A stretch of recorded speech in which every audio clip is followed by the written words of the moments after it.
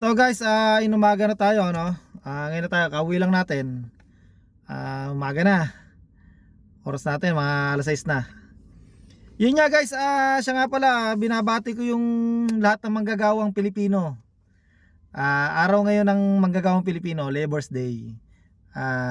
Nga, tayo naman. Yun nga, isang araw lang.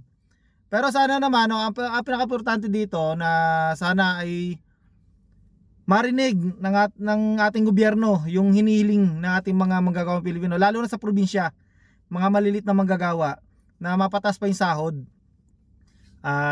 Mapalit man o mapalaki na manggagawa, sana madagdagan yung sahod kasi talagang hindi na sumasapat sa gastusin. Halos umaaray na. Butas na ang bulsa ng manggagawa.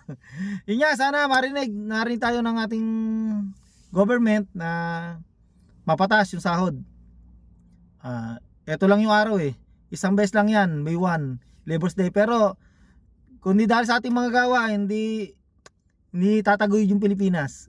Nasa atin yung nasa atin yung halos pag-asa rin ng Pilipinas sa manggagawang Pilipino. Lalo sa nasa iba't ibang bansa na manggagawa, OFW.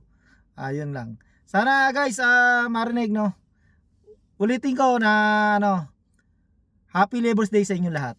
Yan guys, matutulog na tayo. Mamaya uli.